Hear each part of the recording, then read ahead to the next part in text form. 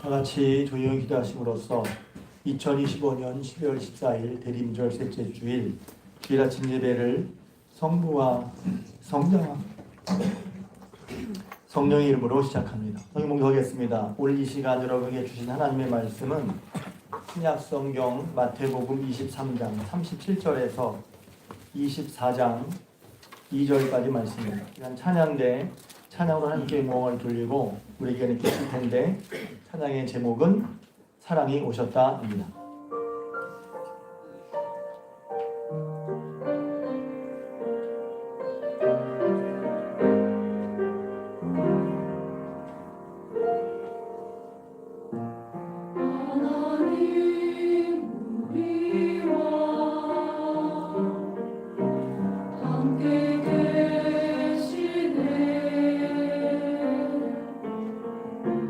그 사랑 한 번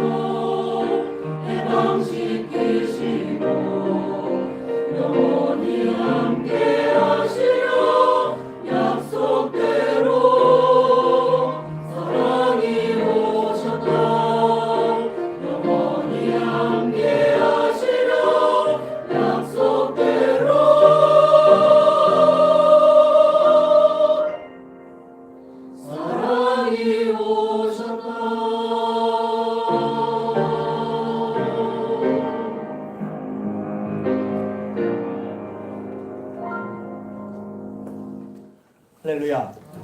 할렐루야. 오늘도 주님께 나오신 여러분들에게 우리 하나님의 은혜와 사랑이 함께 하시기를 주님의 이름으로 축복합니다. 여기서 함께 인사할까요? 다시 새롭게 합시다. 한 번 더 인사하겠습니다. 저는 새롭게 합니다.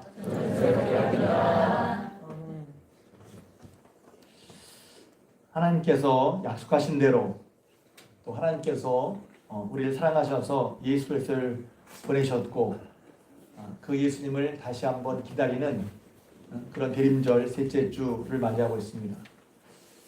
예수님을 믿는다는 것은 그냥 교회에 나온다는 것도 되기도 하지만 그 안에 조금 더 구체적인 내용을 보면 예수님이 우리를 위해 오셨고 그것을 알 때 그것을 믿는 그 예수님을 믿는 거죠. 그래서 우리는 그분으로 인해서 그분을 믿고 그분으로 인해서 생명과 빛을 얻고 구원을 받았습니다. 예수님이 하나님 예수님을 보내신 것은 죄인된 우리를 죄인이라도 불구하고 우리를 어떻게든 살리시려고 용서하시려고 보내신 하나님의 자비와 긍휼의 표현입니다. 여러분 이것이 교회마다 예배 때마다 여러분에게 말씀드리고 고백이 될 때 여러분 마음 가운데 하나님의 크신 사랑과 은혜를 알았다면 그 하나님을 향하고 그 예수를 마음에 받아들이고 살아가는 여러분 되시길 주님의 이름으로 축복합니다. 여러분들은 일단 교회를 나온다고 하면 겉으로는 그 예수를 믿고 받아들여서 생명과 빛으로 인해서 흑암과 사망과 저주에서 해방되고 하나님의 자녀로서 하나님의 자녀가 된 또 하나님이 책임져 주시는 그런 은혜로서 기쁨과 평안 또 소망이 넘치는 복으로 살아가시는 줄로 믿습니다. 혹시 그렇지 못하다면 목사님이 얘기한 것처럼 예수 그리스도를 믿고 의지하는 가운데 하나님의 자녀로서 하나님이 책임져 주신다는 그런 믿음으로 살아갈 수 있도록 여러분이 더욱더 예수 그리스도를 향하고 그리스도를 향할 때 그림을 향할 때 믿음이라는 통로를 통해서 여러분 마음 가운데 그런 하나님의 은혜가 실제로 경험되시길 축복합니다. 밥을 먹으라고 하는 소리를 듣는 게 아니라 밥 차렸다는 소식을 듣는 게 아니라 밥을 먹어야 배가 부른 것처럼 믿음으로 그 말씀이 받아들여져 복된 삶을 사시는 여러분 되시기를 축복합니다. 그런데 오늘 말씀은 본문과는 전혀 분위기가 다릅니다. 예전에 어떤 목사님과 설교를 듣다가 그 목사님이 이렇게 말씀하셨어요. 아니 왜 이런 본문을 택한데 복받고 소망이 되는 본문을 택해야지. 오늘 보면 좀 무서운 얘기잖아요. 내 집이 황폐하고 내 성전이 돌 위에 돌아남지 않고 무너진다는 얘기예요. 본문은 그렇게 될 게 아니라 그렇게 되지 않도록 하기 위해서 하는 말씀인 것을 여러분이 제가 이 본문을 쓰면서도 제 마음으로는 좀 그랬어요.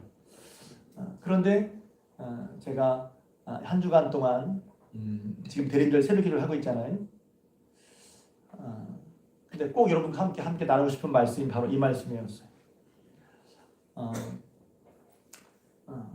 예수님께서 하나님께서 우리를 사랑하시고 그래서 하나님의 아들인 사실 하나님이신 그분을 보내시고 그분이 하나님의 자리를 뒤로하고 오신 것은 우리를 얼마나 사랑하시는지 보여주신 거거든요. 그래서 그분이 오셔서 우리에게 흑암과 사망에 있는 죄로 말미암아 흑암과 사망의 그늘에 있는 우리에게 빛을 비춰주시고 그 빛으로 말미암아 생명이 우리 임했단 말이에요.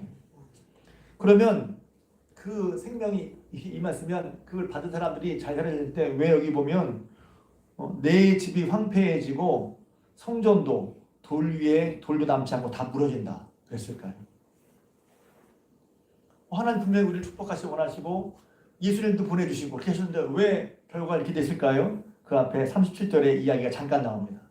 예루살렘아 예루살렘아 선지자들을 죽이고 내게 파송된 자들을 돌로 치는 자여 그랬거든요.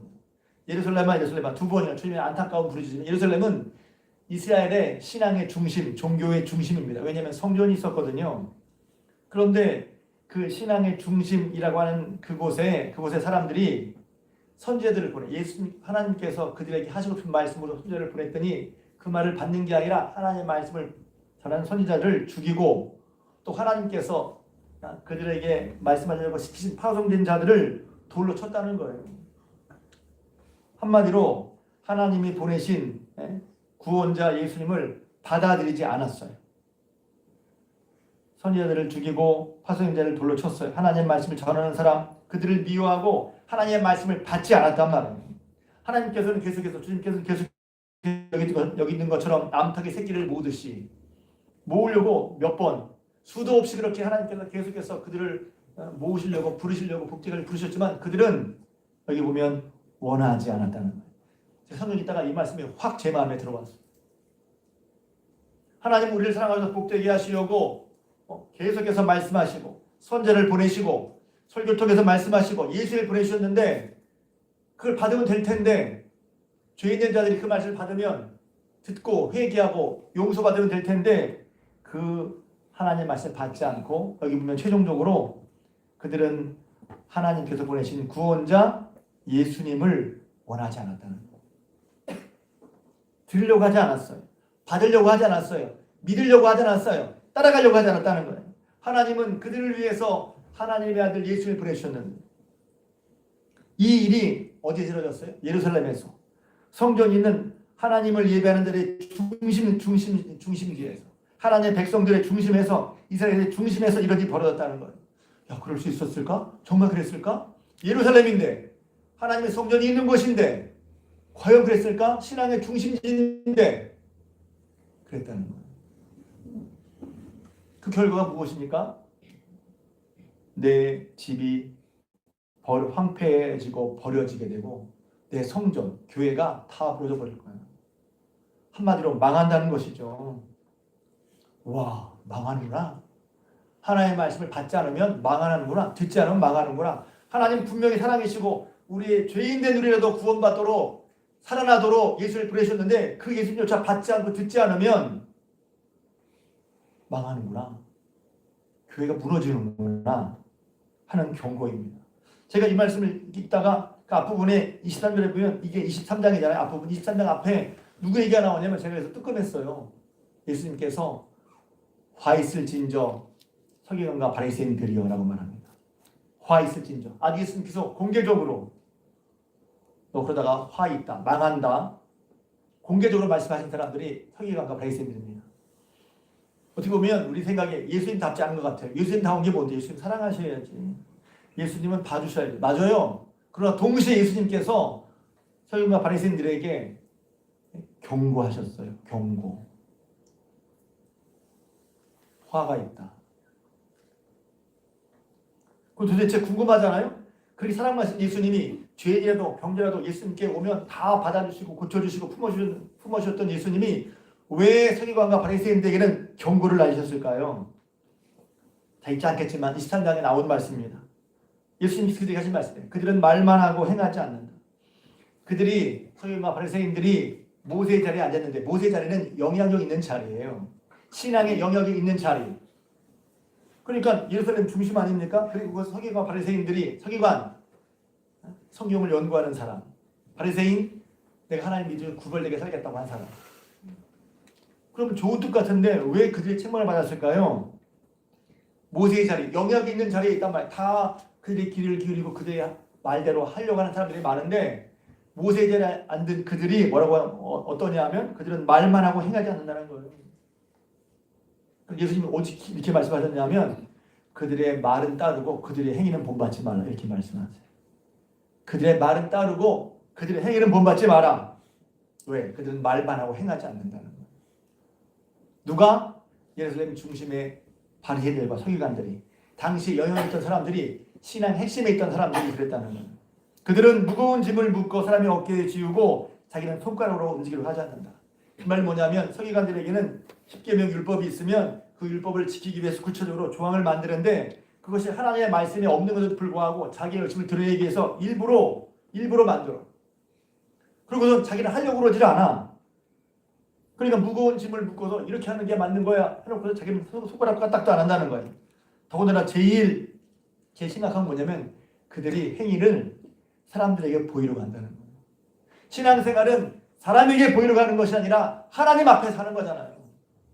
하나님을 믿고 하나님 말씀 듣는 건데 그들은 하나님이 좀 속되게 말하면 하나님이 안중에 없고 사람들에게 보이고 사람들에게 인정받기를 좋아하는 거예요.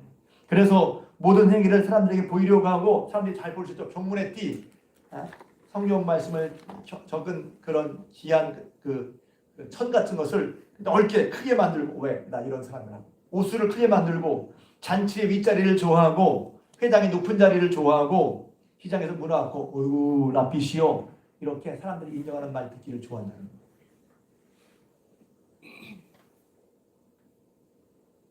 하나님을 마음이 하나님께 있는 게 아니라 사람들 보기 어떠냐에 있었다는 거죠. 그 결과 그들은 그러면 그럴 수 있는데 그 결과 하나님을 의식하지 않고 사람을 의식하니까 그들은 제대로 보지 못했다는 거예요. 알지 못했어요. 왜냐하면 하나님을 의식하지 않으면 사람을 의식하면 하나님을 제대로 볼 수 없으니 눈이 마음이 어두워져요. 바른 판단을 할 수 없어요. 믿음으로 하나님을 향하고 바르지 않으면 마음이 어두워집니다. 그래서 성경 이런 거 참 뭐라 그럴까요? 신비하달까요? 신기하달까요? 하나님 마음이 없으면 똑같은 걸 보더라도 판단이 달라요. 생각이 달라요. 그래서 그들은 외식은 위선이라고 하는데 위선의 정확한 뜻은 뭐냐면 속과 겉과 속이 다르다는 거예요. 하나님을 말을 하지만 입으로 하나님 말을 하지만 마음에 하나님을 경외함이 없고 하나님 이렇게 해야 된다고 하지만 사실 그들은 하나님의 안중이 없고 사람들 보기 어떠냐. 그래서 외식과 자기 의에 쌓였단 말이에요. 자기 의는 뭐예요? 사람들께 인정받고 야 내가 이 정도 했어. 내가 이만큼 했어. 바리새인들 의가 어떻습니까? 11조를 빼놓지 않고 하고 일에 이틀 금식합니다. 사람들이 보기에 우와 신앙생활 잘한다. 우와 이런 말 듣는 사람들이에요. 겉으로는 아마 주일도 지켰을 거예요. 안식일 지키는 건 당연하고. 근데 그렇게 지키는 것이 하나님의 말씀으로 하나님을 공경해서 지키는 게 아니라 사람들 보기에 내가 이 정도 신앙생활한다. 자기 의를 열심히 하시네요. 자기 의를 나타내고 자기 의를 드러내려고 사람에게 인정받으려고 사람의 말을 인정만 듣고 싶어서 그러니 제대로 보지 못한다. 뭘 제대로 보지 못합니까? 그래서 여기 보면 23장 10절 이하에 눈 멀었다 이러면 눈먼 인도자여 어리석은 맹인이요 맹인들 맹인된 인도자 눈먼 바리새인 보지 못한다는 말이 5번이나 나옵니다. 제가 왜 보지 못하게 보니까 하나님을 의식하지 않고 사람만 의식하니까 하나님의 뜻이 무엇인지를 분별하지 못하는 거예요. 그러니까 일례로 예수님이 뭘 하냐면 이렇게 사람들 앞에서 하나님을 의식하지 않고 자기의 일을 드러내는 사람들은 제대로 보지 못하는데 뭘 예수님이 예를 드시냐면 성전이 중요하냐 성전을 금이 중요하냐 그 금을 거룩하게 하는 성전이냐 이렇게 말씀하셨잖아요. 뭐냐면 이렇게 말하는 사람들이 야 성전으로 맹세하면 괜찮지만 성전에 있는 예물로 맹세 성전에 있는 돈으로 맹세하면 지켜야 돼 이렇게 말한다는 거예요. 성전으로 맹세하면 아무 일 없지만 안 지켜도 되지만 이런 뜻이죠. 성전에 있는 예물을 걸고 하면 돈을 걸고 하면 지켜야 돼 이렇게 말한다는 거예요. 그러니까 예수님 그걸 보시고 어느 것이 더 중요하냐 금이냐 아니면 그 금을 거룩하게 하는 성전이냐 어떤 것이 우선인지 어떤 것이 큰 것인지를 알지 못하고 어두워서 하나님의 뜻을 제대로 가르쳐주지 못한다는 거예요. 누가? 자기가 잘 믿는다고 하는 서기관과 바리새인들이. 이런 사람들은 겉만 신경 쓰지 속은 보지 못합니다. 그래서 예수님께서 이렇게 말씀하시죠. 이같이 너희도 겉으로는 사람에게 옳게 보이려고 하되 안으로는 외식과 불법이 가득하다. 겉으로는 신앙생활, 예배생활 잘하는 것 같아. 11조도 하고 금식도 해. 여러분 이게 되게 심각한 얘기예요. 여러분 이거 중에 금식하는 분 있어요? 주기적으로? 있을지도 모르지. 바리새인들은 일주일에 이틀을 꼬박꼬박 금식했습니다. 그만큼 거룩했어요. 겉으로 볼 때는 하나님을 찾지는 않았어요. 하나님 말씀을 듣지는 않았어요. 그럴 수 있나요? 그럴 수 있다는 거예요. 교회에 나왔어요. 주일날 예배도 드려요. 11조도 해요. 헌금도 해요. 봉사도 해요. 그런데 그거 틀만 하지 하나님의 말씀을 더 이상 듣지 않아. 그럴 수 있나요? 그럴 수 있다는 거예요. 이렇게 사는 사람은 하나님 나라를 만드는 게 아니라 오히려 하나님 나라를 방해한다는 거예요. 그래서 그 예수님께서 하신 말씀에 보면 너희는 그렇게 세상을 다니면서 너 같은 사람 찾다가 만나면 그 사람을 하늘나라고 맞고 너희도 안 들어가고 그 사람을 하늘나라고 맞고 너희보다 더 악한 지옥 자식을 만든다. 예수님이 하신 말씀이란 말이에요.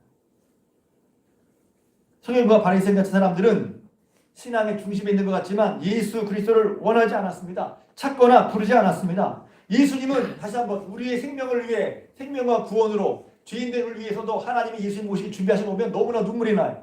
이렇게 오랫동안 죄인된 우리를 위해 준비하셔서 우리를 사랑하시고 죄인이라도 구원받으시기 이렇게 하셨는데 그런데 정작 사람들은 그 예수님을 서기관과 바리새인들은 그 예수님을 찾거나 부르지 않는 거예요. 예수의 권리 인정하고 끝까지 예수님을 대적합니다. 괜찮은 것 같았어요. 근데 그 결과가 무엇이죠? 그의 집은 황폐하고 그 성전은 무너질 거라는 거예요. 그러니 여러분 생명과 빛으로 또 구원과 성이 되신 예수 우리에게 오셨을 때 그 예수님을 여러분 마음으로 받아주실 주님의 이름으로 축복합니다. 그분을 마음으로 가까이 하시기를 바랍니다. 내가 이렇게 하고 있다. 형식적인 신앙생활에 안주하지 말고 나를 위해 생명과 빛으로 오신 예수님을 나를 위해 예수님이 오셨다는 것을 내가 믿으니 그 예수님을 마음에 받아들여야죠. 예수님이 나를 위해 오셨다는 것 자체가 말은 하지만 그게 믿어져야죠. 예수님이 죄인 나를 위해 오셨다. 죄로 말미암아 심판과 저주가 없었는데 그 주님이 죄인이라도 우리를 죄 가운데 죽는 걸 원하시지 않으셔서 예수를 보내시고 그 예수님은 캄캄한 어둠 가운데 빛과 생명을 오셨으니 그걸 믿는 사람들은 예수님께 나가고 예수를 부르고 예수님을 찾고 예수님을 원하는 게 당연하단 말이죠. 그게 믿음이 있다는 거죠. 여러분이 다시 한번 이 시간 예수님이 여러분에게 빛과 소망이 되시는 믿음이 있으시길 주님으로 축복합니다. 믿음은 들어야 돼요. 교회에서 예수님이 빛과 생명이야 말하는 게 아니라 여러분 마음가운데 야 진짜 예수님이 내 인생의 빛이고 생명이다. 할렐루야. 믿어지는 믿음.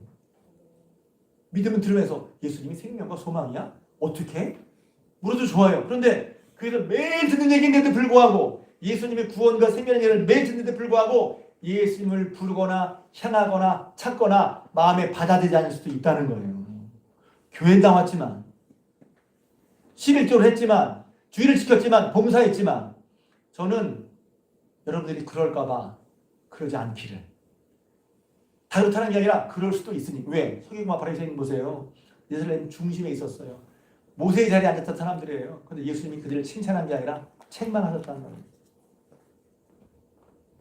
뭐 때문에? 너희가 사람에게 보이려고 신앙생활을 하는구나. 하나님의 말씀을 받지 않는구나. 듣지 않는구나. 원하지 않는구나. 예수님이 우리에게 생명과 소명을 믿는 사람들은 주님께 나갈 것입니다. 그게 믿음이죠. 그게 믿음이죠. 예수님이 정말 나의 생명과 소망이구나. 예수님 구원이구나. 그것이 마음에 있는 사람은 예수님을 의지하겠죠. 예수님을 찾겠죠. 예수님을 가까이 하겠죠. 그게 믿음이죠. 믿음은 그래서 찐 알맹이가 있는 거예요. 알맹이가. 그냥 믿어요. 알맹이가 있어요. 믿음에는. 그러니 여러분 나를 위해 생명과 빛을 오신 예수님을 믿고 그렇게 믿으니 그분을 향해서 나가고 그분을 바라고 그분을 찾고 그리스도 예수 안에서 거하신 여러분 되시길 주님의 이름으로 축복합니다. 그분이 구원과 빛과 소망이시니 이것을 믿는 자들은 간절히 주님을 부르고 주님을 찾고 주님을 원하죠. 그리고 그분의 은혜를 누리게 됩니다. 할렐루야. 그러니 날마다 이미 우리 위에 오신 예수님, 지금 우리 함께 계신 예수님을 날마다 새로 오신 예수님처럼 구원과 소망인 그분이 빛대신 그분을 늘 마음속에 모셔서 여러분의 마음이 빛으로 가득하고 은혜로 가득하고 생명으로 가득하고 그 예수를 믿기 때문에 신뢰하기 때문에 믿음은 신뢰잖아요. 신뢰하기 때문에 우리 삶에 평안과 소망이 넘쳐나기를 주님의 이름으로 축복합니다. 주님을 간절한 마음으로 가까이 하기를 원하시는 분들은 아멘 합시다. 손 들고 아멘 합시다. 일부 제가 고백을 했었어. 이렇게 생명과 빛으로 오신 주님을 믿는 사람들은 구원받은 사람들은 지난주에 설교한 것처럼 주 예수 그리스도와 그분의 말씀에 유의해서 그분의 말씀에 주의해서 지혜롭게 깨어 준비하는 삶을 살게 됩니다. 지난주에 설교한 내용입니다. 믿음으로 한다는 것이 뭐지? 깨어있다는 게 뭐지? 제가 그가 설교라도 아주 이런 설교할 때는 딱 이렇게 앞에 앉아서 웃고 답하면 좋겠어요. 왜? 이게 글로 말로 표현되는 건 부분적이라서 듣는데, 그래서 제가 성령을 의지할 수밖에 없어요. 이렇게 말씀이 자기식으로 들을 수 있고 또 삐뚤어서 들을 수 있는데, 그래서 제가 뭐다 설명하기보다 성경이 있는 대로 믿음으로 깨어있다는 건 뭐야? 노아 같은 거라고 제가 말씀드리는 거예요. 노아 같은 거라고. 지난주도 말씀드렸죠? 히브리서 11장 7절. 믿음으로 노아는 아직 보이지 않는 일에 경고하심을 받아. 믿기 때문에 하나님의 말씀이 하나님 이렇게 하신다고 하셨어. 그 말씀 믿었어요. 그래서 경고를 받았어. 이거 주의해야 되겠다. 그래서 어떻게 했죠? 두 번째, 하나님을 경외함으로 방주를 준비했어요. 그래서 나 예수님 아는데요, 믿는데요. 그게 아니라 믿고 믿음으로 사는 것은 삶을 말한다는 거예요. 그러니까 노아는 하나님 말씀 들었어요. 하나님 믿었어요. 그 말씀을 받았어요. 받았기 때문에 방주를 만드는 삶을 살았단 말이에요. 믿음이라는 것이 아는 것이 포함되어 있지만, 아는 게 단지 안다는 게 아니라 그냥 들어서 알고 있다는 건 좀 달라. 아는데요. 그래서 제가 어떤 분 얘기하면 다 아는데요. 이게 무슨 거 제가 다 알아요. 믿음에서 아는 부분은 중요합니다. 근데 아는 게 다 믿음은 아니에요. 알았으면 어떻게 합니까? 노아는 경고하시면 하나님 말씀 들었어요. 하나님께서 세상을 심판하시다는 들었어요. 그걸 믿었어요. 믿어 받아서 그 다음에 그걸 하나님을 경외하는 법이야 될 것이구나 말 받아들였어. 그래서 그 다음부터 그냥 나 아는데요 가 아니라, 그래서 경고하심으로 방주를 예배하는 일을 삶을 산단 말이에요. 실제적으로. 그런데 믿음이라고 하면서 안다고 하면서 믿는다고 하면서 방주를 짓지 않는다면, 방주와 상관없이 산다면 그건 믿는 거예요? 아는 거예요? 그런 차이가 있단 말이죠. 믿음을 산다는 것은 뭐지? 내가 아는데, 많이 아는데. 머리 좋은 사람이 믿음이 좋을 가능성이 있지만 머리 좋다고 다 믿음이 좋은 게 아니잖아요. 믿는다는 것은 그런 거예요. 그래서 결국은 그 집을 구원했어요. 하나님의 말씀을 듣고 믿어서 방주를 만들어 말미암아 그 집이 구원받았어요. 할렐루야. 깨어있다는 것은 그래서 단지 알아서 들어서 알고 있다는 다르다는 거예요. 믿음은 단지 사실을 안다는 거 그것만이 아니라, 물론 아는 게 중요해요. 그렇지만 그로 인한 마음, 정서, 그리고 그로 인해서 내 마음과 의지가 움직여서 실제적으로 시간과 공간 속에서 구체적인 해가 있는 게 믿음의 삶을 사는 거예요. 그게 믿음이에요.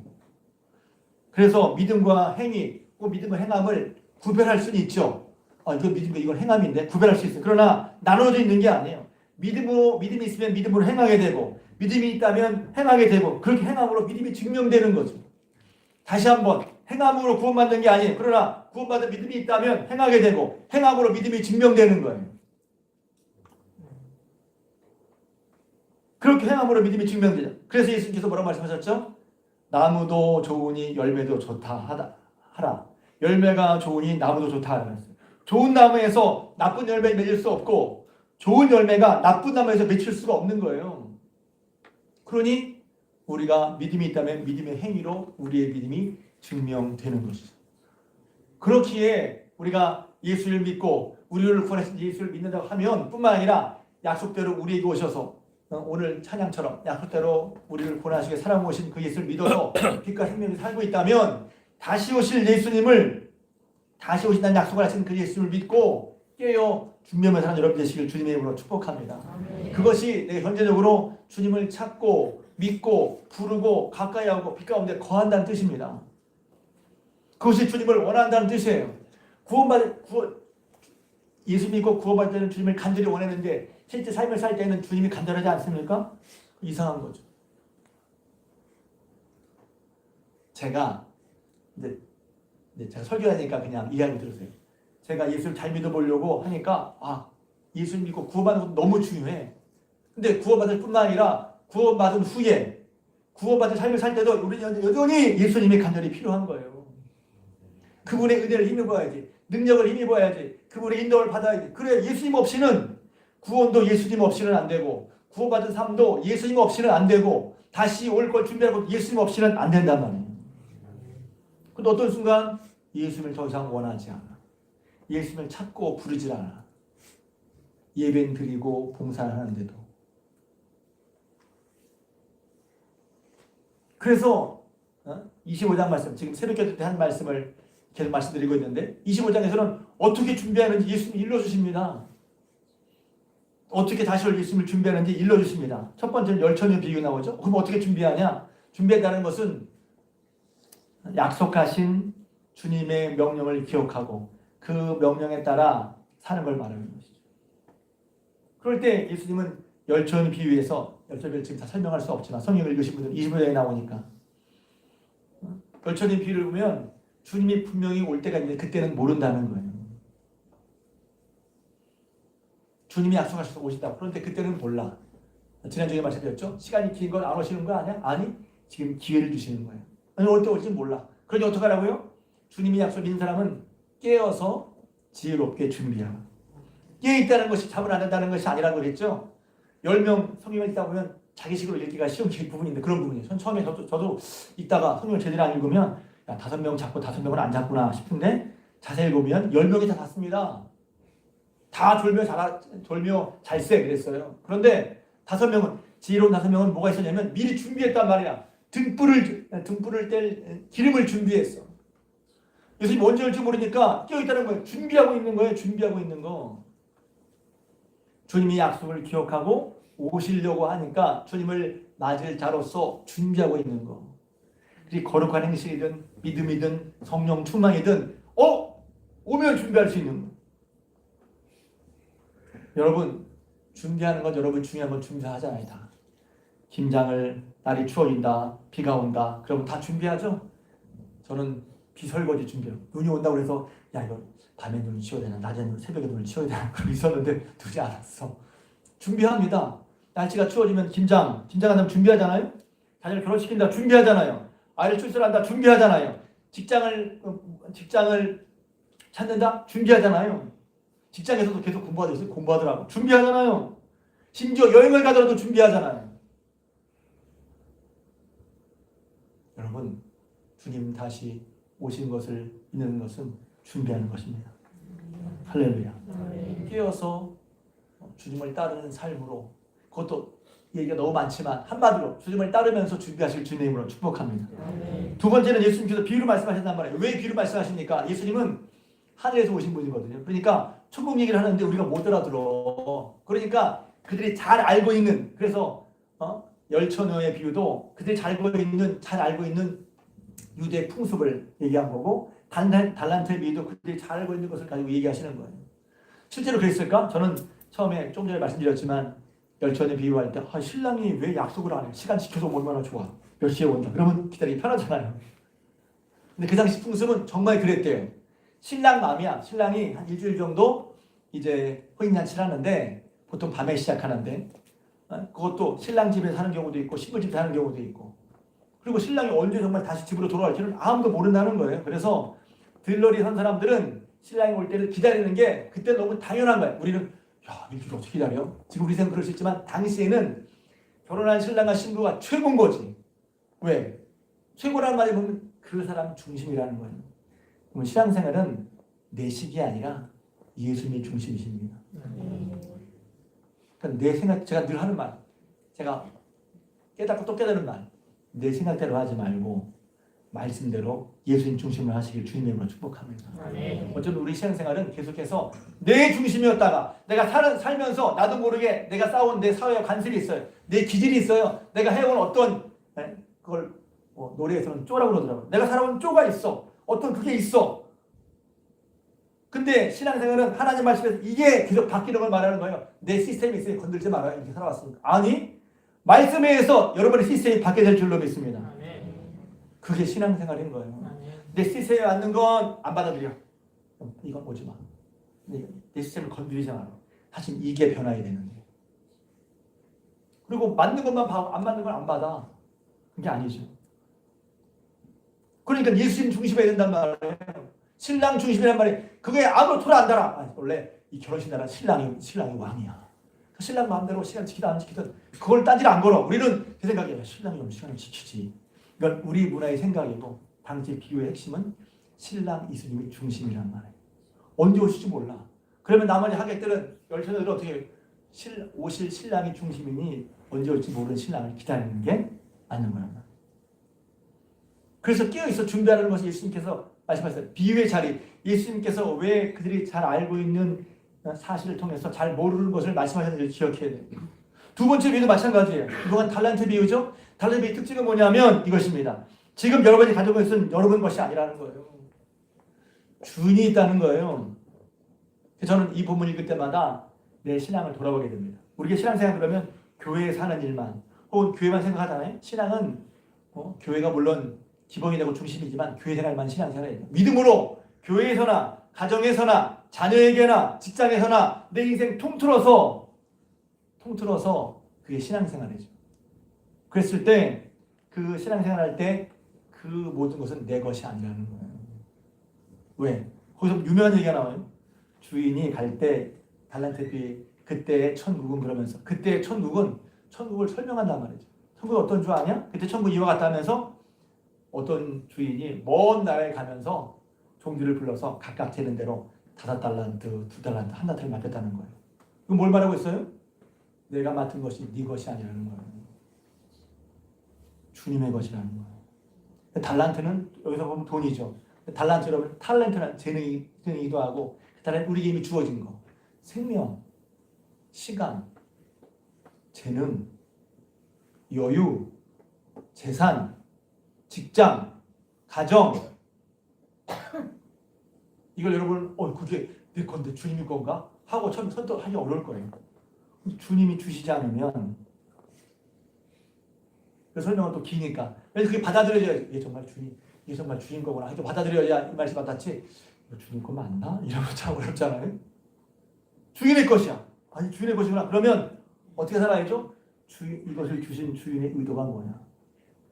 내게 생명 주시고 여유를 주시고 소유를 주시고 살게 하신 그래서 주님이 그걸 주시면서 하라고 그러는 게 뭐야? 거기에 깨져 있단 말이에요. 이 사람들은 주인의 의도에 따라서 그것으로 열심히 장사했겠지. 달란트를 남겼어요. 그런 다음에 이 비유가 주는 중요한 건 또 뭐냐면 결산의 때가 온다는 거예요.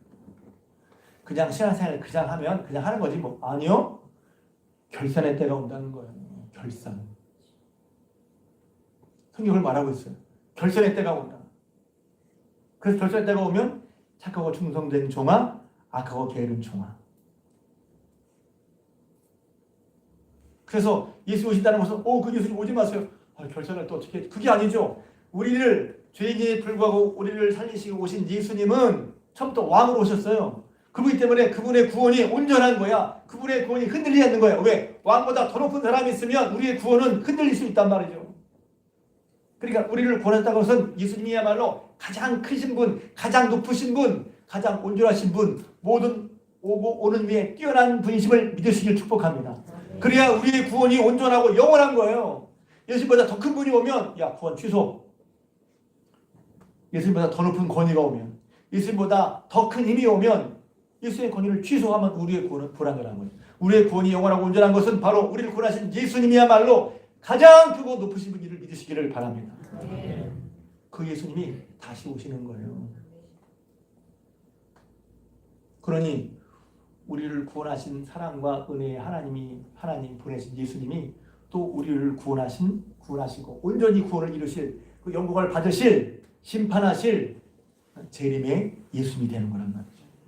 그러니까 재림을 말하는 건 두려워하는 말을 하는 게 아니에요. 우리의 온전한 구원을 이루시기 위해서 재림과 심판은 다른 말이 아니에요. 동전의 앞뒷면 같은 말이라는 말이에요.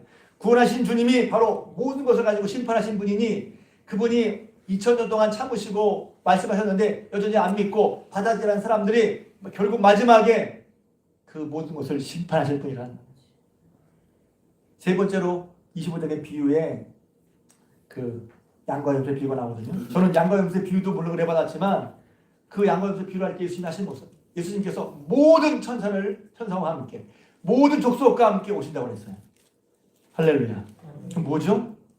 예수님이 명실상부한 왕으로 오신다는 걸 말하는 거예요. 지금도 왕이시고 2000년에 오실 때도 예수님은 왕이셨어요. 임금이셨어요. 그러나 마지막 올 때는 정말 그 왕의 위엄과 또 크심과 광대하심과 권능으로 오실 거란 말이지. 그리고 그렇게 모든 천사와 함께 모든 민족을 모실 그 예수를 보면서 우리는 감히 그분 앞에 고개를 들 수 없을 거예요. 무릎을 꿇을 수밖에 없을 거예요. 그를 반대하고 또 그를 몰랐던 사람, 그를 비방했던 사람들은 울며 이를 가며 가슴을 칠 거란 말이죠. 왜? 그런 크고 높으신 하나님의 아들 예수님을 무시했으니까. 그러기에 예수님 보신다는 것은 한마디로 구원의 완성을 말하는 거예요. 예수님 믿고 따라간 사람들은 그분이 얼마나 크신 분을 믿으며 그렇게 크신 분이 우리를 구원해 오셨어? 그렇게 높으신 분이 하늘과 땅의 권세를 모두 가지신 분이 세상 처음과 마지막을 뜻대로 하시는 그런 하나님의 아들인 그분이 나를 위해 오셨다고, 나를 구원해 오셨다고, 그 자리를 버리고 뒤로 하고 우리를 구원하게 오셨다고. 그 은혜가, 그분이 왕이신 그분이 우리 이상한 걸 생각할 때 우리 마음속에 하나님의 한없는 사랑과 위로가 넘치는 거란 말이죠. 만약 재림이 그냥 막연히 두렵고 한다면 한번 돌아봐야 돼요. 난 예수님을 지금 부르고 있는지, 찾고 있는지, 원하고 있는지, 따르고 있는지, 받아들이고 있는지, 아니면 형적인 신앙생활 속에서 그건 틀은 하는데 더 이상 예수님을 향하거나 부르거나 원하지 않는다면 여러분의 신앙을 돌아보시길 바랍니다. 주님이 이 주신 구원, 이 놀라운 구원, 그걸 주님을 온전히 의지하는 것을 내가 싫어하고 있어? 내 의지, 내 계획대로, 내 마음대로 하고 싶고, 내 욕심이 막 되는 것을 하고 싶으면 주님이 말씀하시는 거 안 하고 싶어? 한번 돌아봐야 된단 말이죠. 그래서 혹시나 그런 분 계시다면 목사님 그런데 어떻게 한 것 같아요? 그러면 여러분 주님께 여러분의 마음의 방향을 보이시길 바랍니다. 그래서 주님 저를 불쌍히 여겨주시고 제가 주님을 원하니, 제가 주님을 갈망하니 주님 제 마음을 변화시켜 주시옵소서. 신앙은 솔직하고 진실한 데부터 시작하는 거예요. 그래서 하나님이 왜, 예수님이 왜 회개를 받으셨죠? 정말 예수님 앞에 자기가 죄인 걸 깨닫고 무슨 저 죄인인데 어떻게 해요? 하고 예수님께 나오면 그런 죄를 받아주시는 거란 말이죠. 죄를 뻔뻔히시면서 그래서 뭐요? 어쩌라고요? 이게 죄예요? 똑같지가 않습니다. 죄인 것을 깨닫고 죄를 아파하고 뉘우치며 온 사람들에게 예수님은 그를 받아주신다는 말이에요. 그러니 혹 우리가 구원받았음에도 불구하고 주님을 멀리했어요? 찬양팀 나오세요. 주님을 멀리했어요? 주님을 찾지 않았어요?